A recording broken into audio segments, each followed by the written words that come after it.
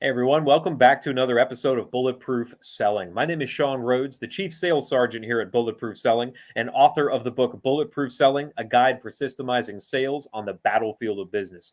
And when we think of the battlefield of business, it seems pretty militant, but if you're in business, whether you're a small business owner, you're a frontline salesperson, or you're a sales leader, or maybe you're a business executive where sales is just one of the KPIs that you're held to, you understand that being on the front lines of business kind of feels like a battlefield sometimes. You got a competition with your prospects. You are the last thing that some people want to deal with, both in your own organization and for your prospects and customers. So you've got to find ways to not only sell more, but serve more. And that's what we're all about here at Bulletproof Selling. Now, how do you go about doing that? We remove the chief impediment of selling more and serving more here at Bulletproof Selling. We've been doing that since day one, and that is to remove hope from how we operate and how we sell. And over the course of over 100 episodes, we've been sitting down with best-selling authors, Hall of Fame speakers, folks that are managing sales teams out there across the world right now, and folks that have done their time on the front lines and are now giving back to the sales community. And across all of those episodes, we build a sales system in every single one of them, a system that you can use no matter the size of your team or the size of your goals. As I talk to sales leaders across the country, one of the problems that they always tell me, usually after we're off the stage or away from the crowds, they say, Sean, I love the idea of systems. I love the idea of removing hope from how we sell, but I got a problem. They say my chief problem in removing hope from how we sell, in asking my people to implement systems that I know will allow them to serve their customers more. We have these sales cowboys. We have these sales cowgirls, these folks that have been on the team for a long time. They're producing sometimes 5x or 10x what their peers are. They refuse to operate by any kind of a system. I ask all of my people to get in their CRMs and log their activity. These sales cowboys and cowgirls won't do it. And it's really tough for me to hold them accountable for that because they're producing so much. So we have a expert with us today. It's going to be his second appearance on Bulletproof Selling, one of the few people that we've asked to come back on the show twice because we got so much out of his first appearance. It's my pleasure, without further ado, in helping us address this very, very powerful issue for both sales leaders and their peers, Mr. Steve Weinberg. Steve Weinberg is a former sales manager, a former #1 rep, and the recipient of a $1 million commission, something that I know all of us in sales, we don't hope. We're here to learn how to build systems to make that happen for ourselves. So without further ado, Mr. Steve Weinberg, welcome back to Bulletproof Selling. Hi, Sean. How you doing? I'm very pleased to be here today. It's a great day in Tampa, Florida, man. Good to have you back. Thank you very much. This is a great topic. All right, Steve. So you are a double author at least. So you had your first book, Above Quota Sales, and now you've got Above Quota Sales Management. I know the topic we're going to talk about today is going to be equally applicable to salespeople and their managers. But for those that weren't able to catch your first episode with us, talk to us a little bit about your sales journey. If you want to share how you got that $1 million commission, I think that'd be pretty cool. Talk to us about how you ended up in the position of giving back to salespeople today. Okay, well, I'll make it as short as possible. I actually started out in accounting, and people think that to go from accounting to sales is almost an impossible personality change. But what happened was when I was in accounting, I implemented some accounting software products and ended up working for one of the companies whose products I implemented. And I knew it was very good, so I thought this would be really easy to sell. And it was for about a year until our competitors caught up. And then I had to become a real salesperson. So I was a salesperson for many years, became a sales manager for many, many years, president of a software company for a while, went back into sales management. And then at the end of my career, I decided to go back in individual sales and have a little fun and make more money. So I did that for the last about 2 or 3 years. And I retired right at the time of COVID. So it was very fortunate to me that I was able to put a lot of time into writing the books. And the idea of writing the books is that I was very successful, and I'd like to help other people become more successful.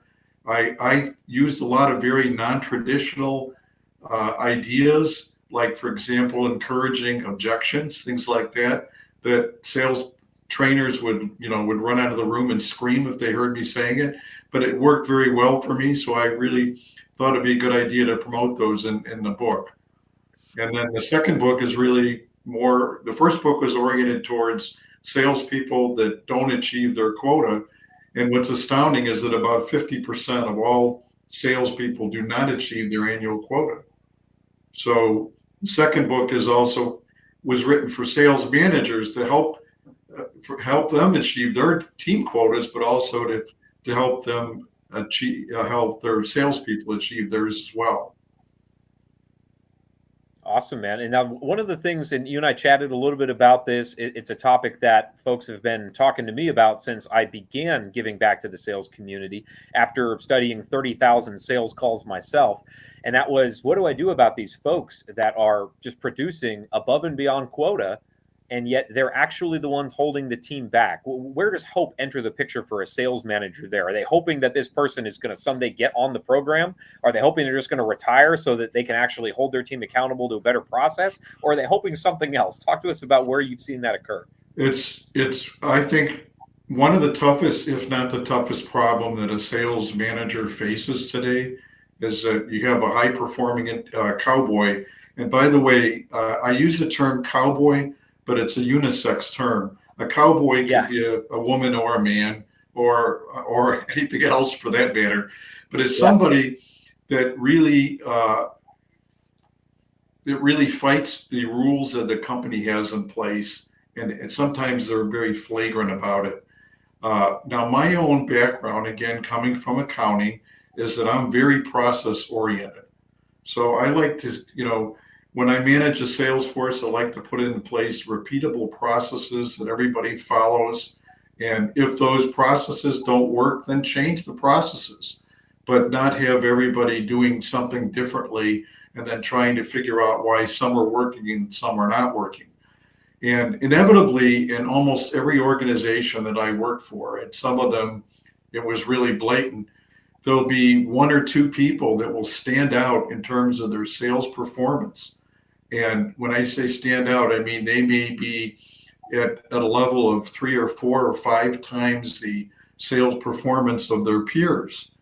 And a lot of these people, I would say 90% of them, in fact, they have very high egos, and they like to flaunt the rules. They really don't want to follow rules. And as you mentioned, they don't want to update their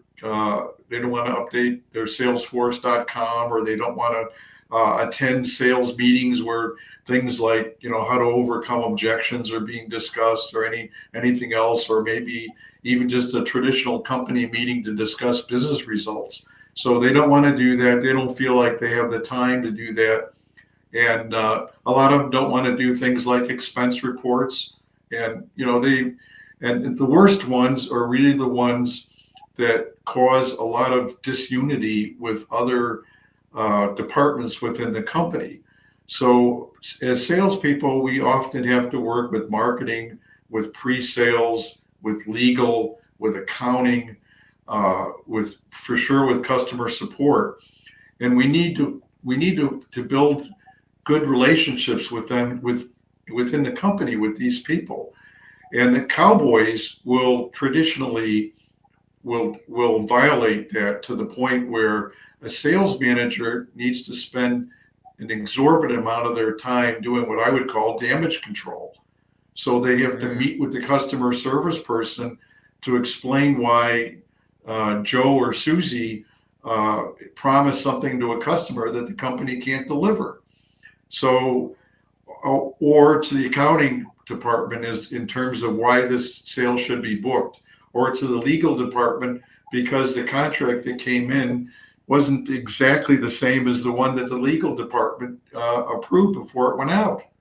Yeah. So I found in many cases that I was spending a lot of time doing this damage control, and the time that I did that took away from time that I needed to have as a manager to work with both performing and the non-performing salespeople. Now, one of the things you mentioned is another disrupting factor of this is that the other salespeople, particularly the junior salespeople, they all see this and they know this. So they see that the cowboy is not following the rules. So what is their first reaction? Their first reaction is, well, If he doesn't have to do it, why do I have to do it? Okay. Yeah. I mean, if he doesn't put anything in his in Salesforce.com, or if he doesn't go to meetings, why do I have to go to meetings? If they're not if they're not getting all their contracts properly approved ahead of time, why do I need to go through all this stuff? So that can, and then that spreads. So like anything else, if one person gets away with it, the next person wants to get away with it, then the next one. So what does a sales manager do? And that's a real problem, because we're managed by results, right? Results is all that happens, all that counts. So when I met with the president of the company, they didn't want to hear about any of the sales performers that were not following rules. They wanted to know, am I going to meet my forecast this month? If not, why? Okay, and what about next month? And give me good news. Don't give me bad news. So and they always have a very black and white outlook on the Cowboys. What I found was that the executives of the company would say to me, Steve, if Joe isn't going to follow the rules, get rid of him. Well, that's really easy for them to say, because I'm sitting here holding a quota, and this guy or woman is bringing in a lot of business. And I know as a manager that if I, get rid of this person, it'll take me 6 or 9 months to find somebody else.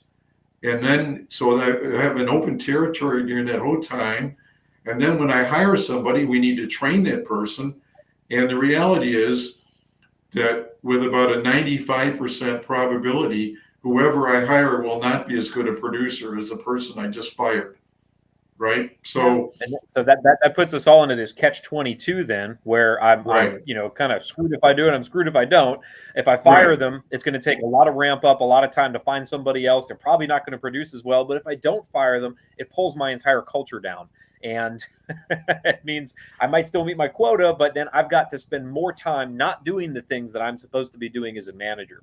This is a heck of a problem. So let's actually build a system to help address this. And I know we can focus this both on what does a manager do, and if I'm maybe a mid-level salesperson or I'm a new salesperson and I see one of these Cowboys on my team, what can I do about this? Because I still got to report to my manager. I'm still held to account to produce certain things, but yet I can also learn some things from this Cowboy that might help me in my career, even if I don't completely disregard the rules.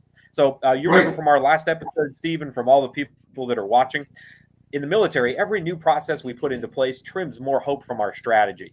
It allows us to operate at a higher level, produce more scalable results. So we use this acronym TRIM right here on Bulletproof Selling, that we can trim hope away from strategies with in sales. The T in this TRIM acronym is the trigger. So let's say I'm a manager, I'm a junior level salesperson, and I notice I've got a Cowboy on the team. What triggers this system? And we can build the steps to the system here in a minute, but at what point do I pull this system off the shelf and say, all right, it's time for me to do something differently here? Is that when I'm noticing my culture is getting pulled down, when I'm noticing that Cowboy is doing some things that I'm not held account to do? When should I trigger this system, Steve? Well, we have two things here that are going on. One is that the sales manager is spending more time doing what they would not want to be doing, which is doing the damage control. The other one is you start seeing the new salespeople or the junior salespeople or other salespeople start imitating the conduct of the sales Cowboy. And another thing that I would do is that when I would hire a new salesperson, or I have a new junior salesperson coming in, I would really ask them to shadow the more productive people to find out what they're doing, how they're doing, and imitate some of the good things they're doing. So as soon as the Cowboy starts acting up, then my shadow strategy is then impacted. Because how do I train people? I want to train people based on the best practices that are being deployed in the company.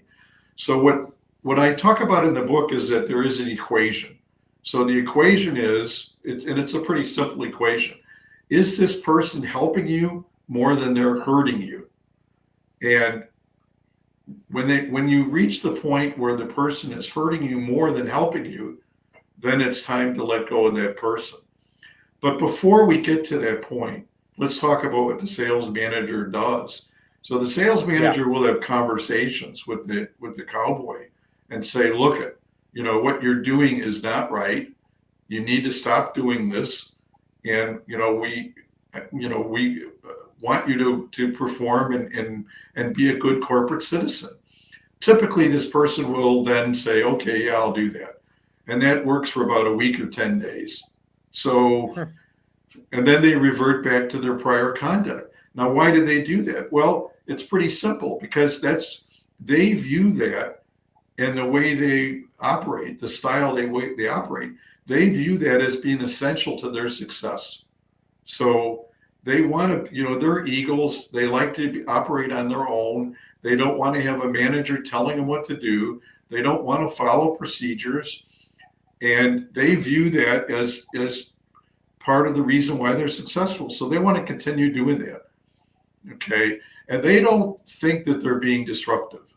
They'll say to you, well, the legal person, they weren't being reasonable. I told them that the customer wanted this, and they just kept insisting that we could put, we can't put this thing in the contract. Well, they weren't being reasonable. Or the customer service person, they weren't reacting on time. The customer needed help right away, and they didn't jump on it, which meant they didn't drop everything they were doing that exact minute. So we would have these conversations, and the conversations always ended up in the same place, which is, okay, I'll do it, I'll fix it, and then they revert back to what they were doing. So those usually don't work, okay? But you try them to work, and sometimes I would even ask my manager to have a conversation with them, and we would say, look, we know you're contributing a lot to the company. We want you to continue to contribute, but you need to follow rules a lot more closely. Now, I generally would give these people more latitude than I would give other salespeople. And you say, well, wait a minute, why are you doing that? Shouldn't you treat all people the same? Well, yeah, you should, but you don't. Okay. So if I have someone that's performing at that level, I will let them bend rules to a point. The point being, again, the equation. Are they hurting you more than they're helping you? Until you get to that point, I will give them some latitude, and I will do a lot of the damage control for them. But as soon as it gets to the point where, a good part of my day is meeting with all these people and trying to soothe their feelings that the other person created, or meeting with the junior salespeople and saying, now, wait a minute now. I know you saw Joe do this, and I know Joe's a big producer, but we don't want you doing this. And then they look at you and they go, why not? Okay. You just told me to follow the way they're doing it. You told me to look at how they sell. So it is a real conundrum for sales managers. I found it to be probably one of the most difficult things that I ever had to deal with, because who wants to cut a top producer? Yeah. I mean, it just... And it sounds like that's actually the next step in this process. So we've already moved into the orange trim. Here are the steps that I've heard so far of making this a repeatable process, because stay in sales long enough, you're not just going to deal with one cowboy. There'll be multiple ones. The longer you're in sales, the more cowboys you're going to encounter. Right. So the first step, talk to the cowboy. Let's ask them to stop doing the things that they're not supposed to be doing. Start doing the things they should be doing.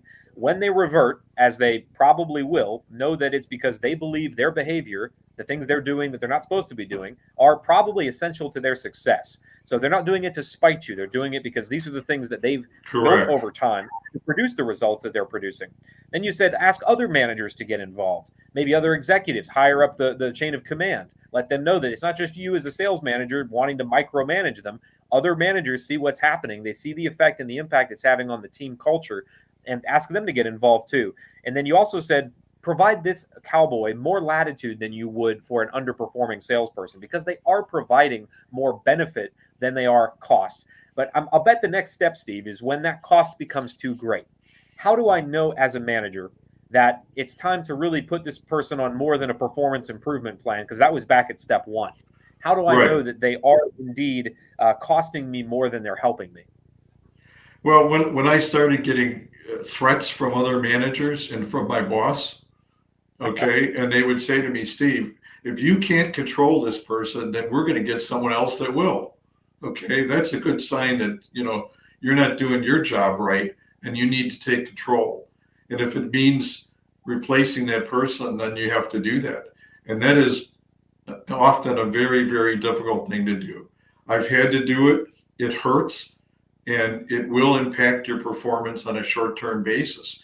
But if you look at it on a long-term basis, then you're better off. So then you have what is called addition through subtraction. So then everybody becomes more productive. You lose the sales superstar, but as a sales manager, you have more time available to help everybody else so that you can, maybe this other person was bringing in $1 million a year on a $250,000 quota. Well, and everybody else was at, let's say, 400,000 or 500,000. Well, now as a manager, I can spend more time with the $500,000 person and get them to 6 or 7. And then I can also work with the underperformers and see what I need to do and make judgments as to whether or not, they can make it or not, but also invest the time with them. So I think that's really important, because once the sales cowboy is gone, it frees up a lot of the sales manager's time. Mm-hmm. Absolutely. And I want to make sure I capture one more step in this process for the folks listening that are on the front lines that maybe have a peer that is the cowboy. Throughout this, we've been really focusing on sales managers, but I'd like to know, as a peer, when I see that cowboy do what they do, perform at an extremely high level, what are some things that I can take from that still keep me in integrity with my manager? How do I identify what things that cowboy is doing that I can mirror without coming afoul of company policy? Right. I probably should have explained that a little bit better, because if we look at what they do, I went out with these people, and I had one guy that was an amazing salesperson, but his conduct was over the top, and I didn't realize it till later on. But his trips to the bathroom were not to take care of physical problems, but more Gotcha. drug problems. So Yeah. what I found with these people is that a lot of what they did was really, really good in terms of the sales strategies and tactics that they used. They were a lot smarter, they were a lot quicker, and they adapted a lot faster than most everybody else did. So they actually were sales superstars that then pushed their conduct beyond the limit. So if we can focus on what they did right and get them to focus on it, and get the others in the sales organization, sales team, to look at it and say, okay, this is what Joe does when Joe goes out on the sales call. This is how Joe qualifies before he goes out to visit somebody or whatever. So Joe is always calling on prospects that are ready to buy. Now, why is that? How does he find that out? Okay, what can you do to learn from that? So a lot of what they do, and I would say, in the 80 to 90% of what they do is really, really worthwhile and Mm-hmm. information that can be repeated by other people in the organization. So they really can contribute. And sometimes one way of feeding their ego is to have them explain these at sales meetings. Joe, explain how you do this, explain how you do that. And that helps them a lot, because, these people are always, and I found this to be a case, they're always high ego individuals. And high ego is not necessarily a bad thing. In sales, I found that one of the attributes, and I covered this in my first book, I listed 30 attributes for great salespeople. But one of the ones that I found that really was important was to have a high ego. So these people, and they also, a lot of them, what I would say are, I call them eagles, because, eagles hunt on their own. They're not like wolves. Wolves hunt in a pack, right? Well, these people are not wolves. They're eagles. They want to be on their own, and they want to be their idea of a really good manager is one they never see or hear from. Yeah, So, for sure. and so they don't want to be micromanaged, and they also feel that they understand sales better than you do. So, and that's why they're performing well. So if we can just get them to cut out their bad areas, then they would be great. But I'm thinking of many of these people that I work with, and I don't know that I ever had one of them was able to do that. They just couldn't do Yeah, it. and So that's you where we kind of just move into the iron trim, which is making this an improvable process. Because I know as a sales right. manager, I'm not going to just deal with one of these cowboys to have to walk through this process. It's going to be multiple ones over the course of my career. And if I become an executive, it's going to be even more. So, what are the ways that I can use to improve how I handle the cowboys that show up on my team? Is it looking at how soon they either turn their behavior around or I remove them? Is it looking at how fast do I replace their production? What are some things that I can do to improve how I deal with the Cowboys? Well, first, now here's the first step. The first step is try not to hire them. So look at your Yep. hiring process, and again, remember though that when you're hiring people and when you have them, they're extremely productive people. So who, as a sales manager, who wouldn't want to have somebody that's bringing in a disproportionate amount of business? So when you start seeing early signs of this behavior, and you will, then you try to cut it off at that point in time.